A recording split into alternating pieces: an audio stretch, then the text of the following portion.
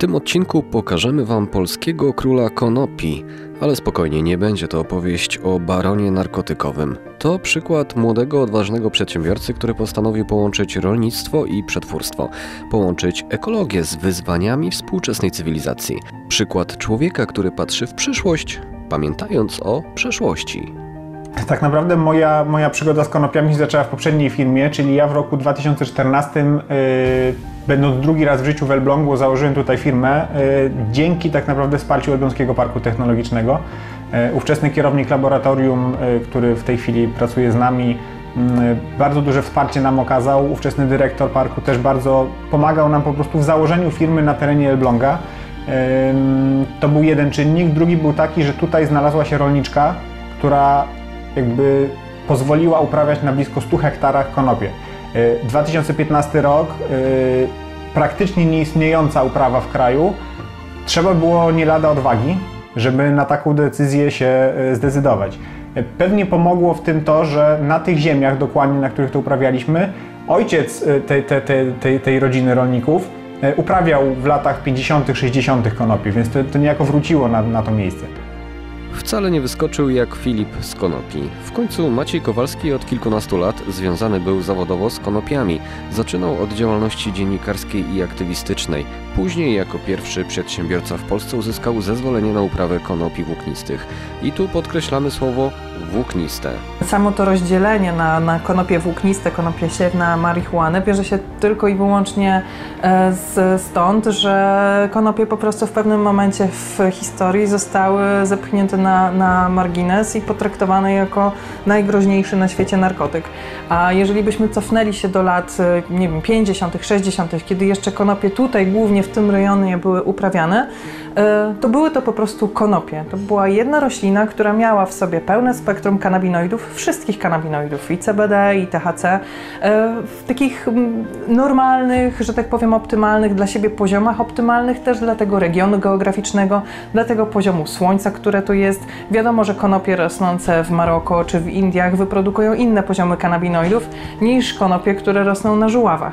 W wyniku zmian w XX wieku prawnych poszła praca hodowlana, czyli tworzenie nowych odmian, w dwóch skrajnych kierunkach, czyli z rośliny, która miała około 1-2% THC, czyli tej substancji psychoaktywnej, która odpowiada za działanie marihuany, poszło w jedną stronę w kierunku eliminacji tego THC, czyli mamy w ten sposób powstały konopie włókniste, które mają poniżej 0,2% tej substancji. W tej chwili weszła niedawno nowelizacja, już jest to 0,3%, ale w dalszym ciągu to tak jakby sobie przełożyć to na piwo. Piwo, które ma 0,3% alkoholu, to jest piwo bezalkoholowe, tak?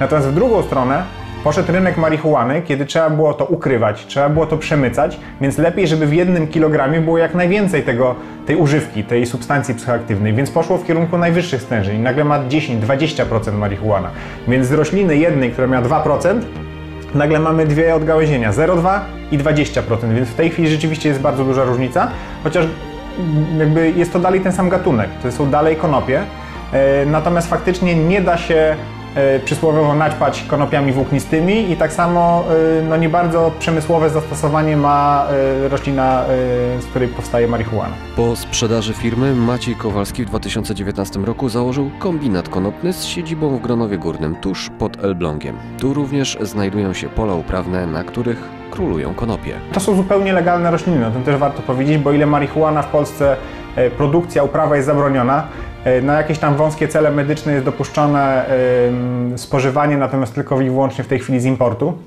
z firm farmaceutycznych tak naprawdę. Natomiast jeśli chodzi o konopie włókniste, czyli te nie zawierające bądź śladowe ilości tylko tych substancji psychoaktywnych, to tutaj mamy wsparcie ministra rolnictwa, mamy dopłaty unijne, więc to jest normalny przemysł, który wraca, bo on był, to nie jest nic nowego, to jest coś, co tak naprawdę zniknęło na kilkadziesiąt lat z polskich ziem, ale szczególnie tutaj na Elbląszczyźnie to jest coś, co ludzie jeszcze pamiętają i co my tak naprawdę przywracamy, a nie tworzymy na nowo. Rynek konopny w Polsce, choć stosunkowo młody, dość szybko się rozwija. Pozyskiwany z kwiatów olejek CBD wykorzystywany jest w medycynie, suplementacji czy kosmetyce.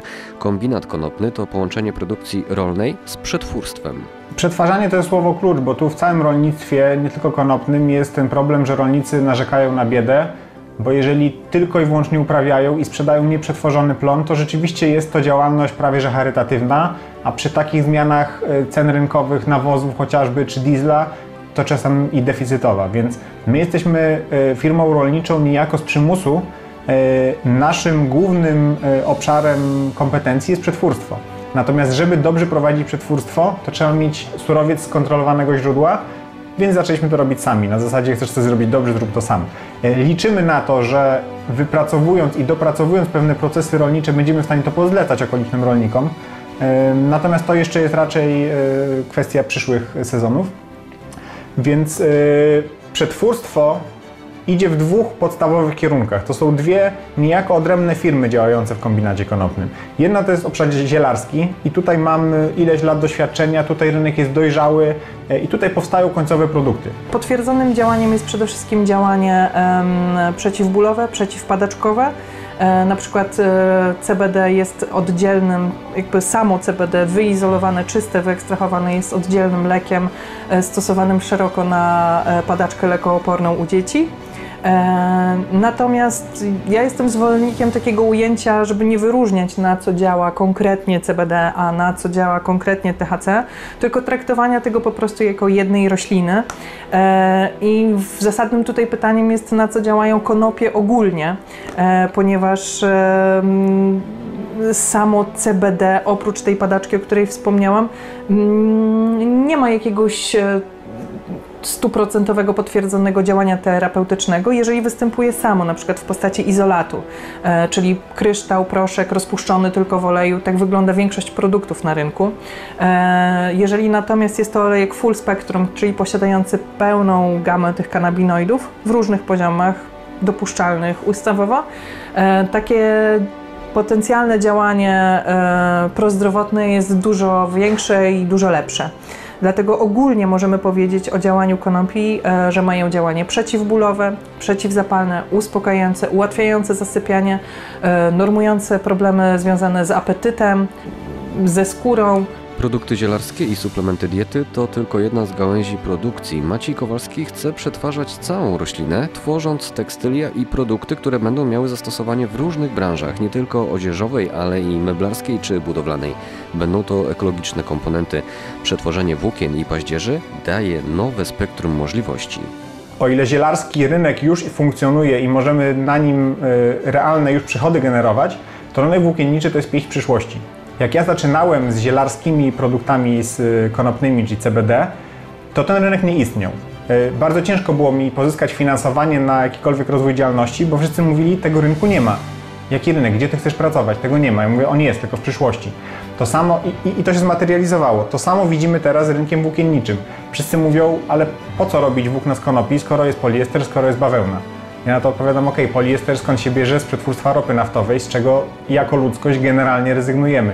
Skąd się bierze bawełna? Z Uzbekistanu, z Chin, gdzie kwestie środowiskowe, kwestie praw człowieka, a na to wszystko jeszcze teraz nachodzi sytuacja z konfliktem zbrojnym na Ukrainie, który na pewno mocno wpływa na łańcuchy dostaw. Tak? Widzieliśmy to przy pandemii. Branie towaru z drugiego końca świata może oznaczać braki, może oznaczać inflację. Widzimy tutaj bardzo duży potencjał dla tworzenia wyrobów tekstylnych, szeroko pojętych, bo to nie jest tylko odzież. Wyroby tekstylne mamy w meblarstwie, mamy w geotekstylia. No, tekstylia są tak naprawdę, wyroby włókiennicze są praktycznie wszędzie i tutaj bardzo duży nakład naszej pracy i finansów, i czasu, i know-how poszedł na dotychczasowe osiągnięcia w tym obszarze. Tu jeszcze potrzebujemy 6 do 12 miesięcy, żeby wyjść z końcowym produktem tak naprawdę. No z racji na to, że Elbląg jest takim zagłębiem meblarskim, to też mocno stawiamy na współpracę z meblarzami, bo czy wypełnienia w meblach, czy tapicerki, to są wszystko też wyroby włókiennicze, które są w tej chwili importowane gdzieś z Dalekiego Wschodu. Unia Europejska też coraz mniej przychylnie patrzy na te produkty, które zostały wytworzone z brakiem poszanowania środowiska i przywiezione do nas, więc to w którymś momencie, zresztą już bardzo wyraźnie się na brukselskich korytarzach o tym mówi, że trzeba z tym zrobić porządek. Obecnie w firmie trwa opracowywanie autorskich metod przetwórczych w oparciu o wiedzę sprzed kilkudziesięciu lat. Wynika to z tego, że mamy do nadrobienia tak naprawdę kilkadziesiąt lat braku wiedzy. Te produkty ostatni raz w Polsce powstawały przed II wojną światową. Bardzo duża praca polskich włókienników, no bo bawełna u nas nie urośnie. Ropy naftowej nie mamy. Gdzieś tam pod Krosnem coś wydobywamy, ale nie na tyle, żeby zaspokoić nasze potrzeby włókiennicze. Więc w latach 30. ubiegłego wieku bardzo mocno mówiło się o konopiach i lnie jako źródle samowystarczalności włókienniczej. I coś, co wiemy o żywności, na przykład, że musimy być samowystarczalni żywnościowo, bo jeżeli sąsiad sąsiada zaatakuje, to nie będą się zajmować wysyłaniem na słonecznika, musimy go mieć sami u siebie. Tak o włókienniczej samowystarczalności niejako zapomnieliśmy. A nagle się okazuje, że okej, bez nowej torebki można przeżyć, ale bez podstawowej odzieży zaczyna to być realnym problemem, tak?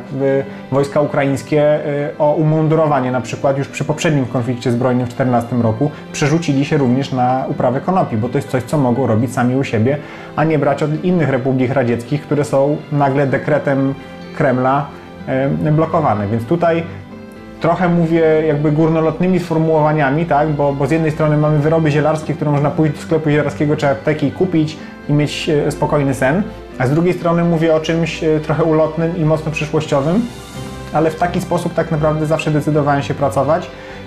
Ja to robię w dużej mierze, bo lubię. To nie jest jakiś taki przymus ekonomiczny, że po prostu tutaj robimy pieniądze i to jest najważniejsza rzecz. Robimy te pieniądze, żeby móc robić fajne rzeczy.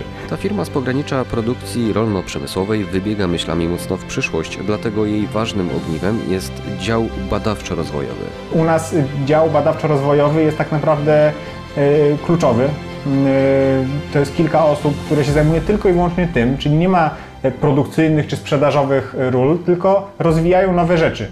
Mamy takie wewnętrzne hasełko, po co? No nie wiem po co. Zróbmy najpierw i zobaczymy. I często okazuje się, że robiąc coś na zasadzie bo mogę, odkrywamy jakieś sposoby albo optymalizacji kosztów, czym dzielimy się też z konsumentem, dzięki temu produkty są przystępne cenowo, albo zupełnie nowego sposobu otrzymywania. To mówię w tym obszarze zielarskim. Natomiast jeśli chodzi o obszar włókienniczy, to tutaj jest to kluczowe. Bez tego się nie da tak naprawdę, jest to niewykonalne z tego względu, że tego przemysłu nie ma. On zginął w II wojnie światowej tak naprawdę. Od tego czasu potem był zachwyt świata nad włóknami syntetycznymi, tak, poliester, cała reszta. Tania bawełna, zmechanizowany zbiór, już na szczęście nie przy pomocy pracy niewolniczej, chociaż z tym też różnie bywa.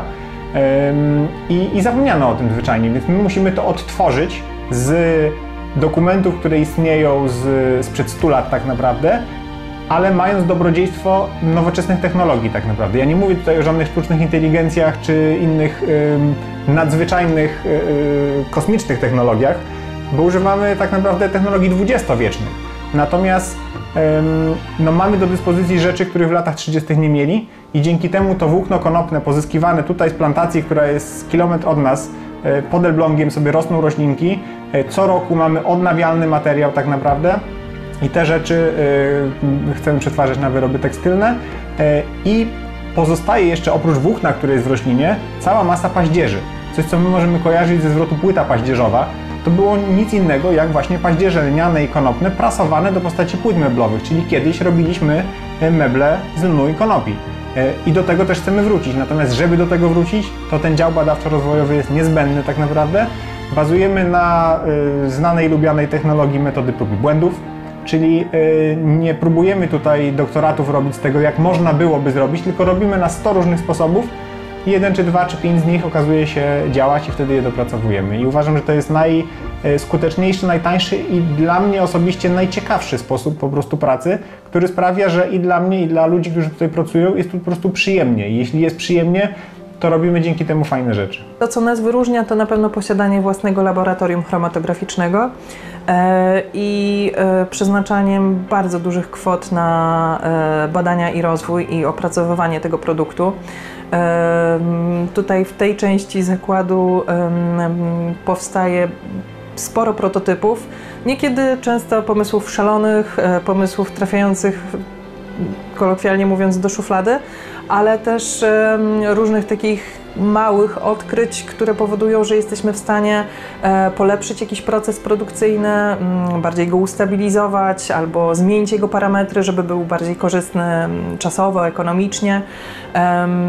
Jednym z takich zabawnych może produktów prototypowych był ekologiczny spray na komary na bazie terpenów konopnych, które zostały wyizolowane metodą destylacji, który okazał się wręcz te komary i wszelkie muszki zwabiać i jakby wyszło nam kompletnie co innego niż zamierzaliśmy. Aczkolwiek metody produkcyjne, ta destylacja i tak dalej okazały się być bardzo skuteczne przy niektórych procesach laboratoryjnych i zostały z nami na dłużej. Mieliśmy już tą wiedzę, ten know-how, jak to robić. Wiele rzeczy, które badamy, wydaje się, mogłoby się wydawać zupełnie od czapy i zupełnie niepotrzebne dla innych firm, a dla nas są taką wartością dodaną, ponieważ wiemy, jak możemy właśnie sterować dalej takim procesem. Spółka dwukrotnie biła rekord polskiego crowdfundingu udziałowego. Za drugim razem wystarczyło 420 sekund, by spółka pozyskała od inwestorów 4,5 miliona złotych. To dowodzi, jak ogromne zainteresowanie jest rynkiem konopnym. Szacuje się, że w ciągu najbliższych lat wartość tego rynku przekroczy 5 miliardów złotych. Kto wie, być może już w najbliższym czasie ekologiczne produkty z konopi na stałe zagoszczą w naszym codziennym życiu.